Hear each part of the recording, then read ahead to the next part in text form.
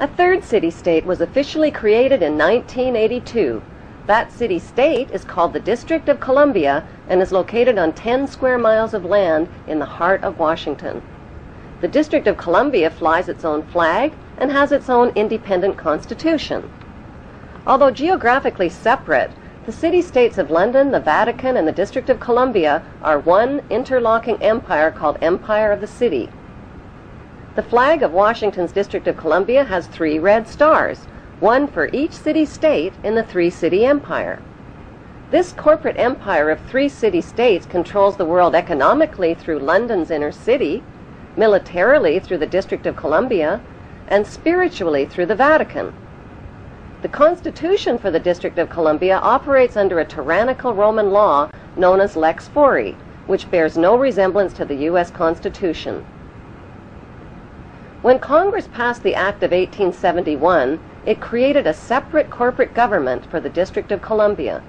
This treasonous act allowed the District of Columbia to operate as a corporation outside the original Constitution of the United States and outside of the best interests of American citizens.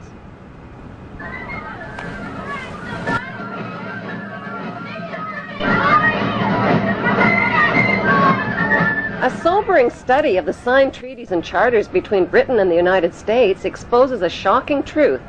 The United States has always been, and still is, a British Crown colony. King James I was famous not for just changing the Bible into the King James Version, but for signing the first Charter of Virginia in 1606. That charter granted America's British forefathers a license to settle and colonize America. The charter also guaranteed that future kings and queens of England would have sovereign authority over all the citizens and colonized land in America stolen from the Indians. After America declared its independence from Great Britain, the Treaty of 1783 was signed. That treaty specifically identifies the King of England as the Prince of the United States and contradicts the belief that America won the War of Independence. Although King George III of England gave up most of his claims over his American colonies, he kept his right to continue receiving payment for his business venture of colonizing America.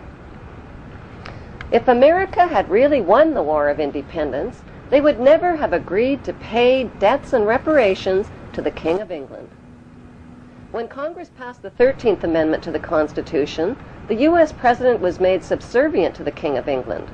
The 13th Amendment is called the Title of Nobility Amendment and forbids U.S. presidents and their officials from using royal titles like king or prince or baron.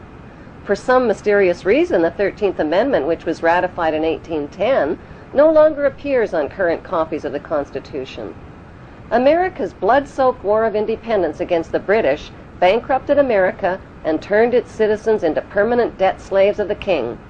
In the War of 1812, the British torched and burned to the ground the White House and all U.S. government buildings and destroyed ratification records of the U.S. Constitution.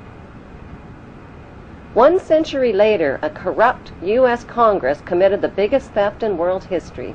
They passed Paul Warburg's Federal Reserve Act in 1913, handing over America's gold and silver reserves and total control of America's economy to the Rothschild banksters.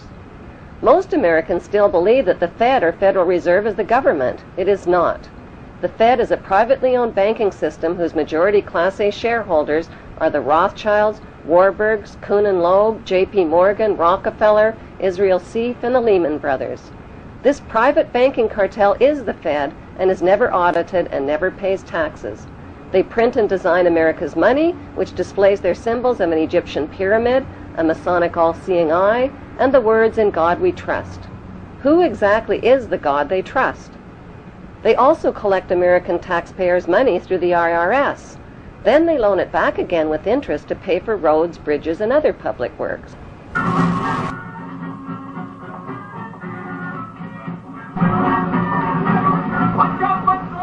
American presidents are handpicked and financed by these special interest power groups.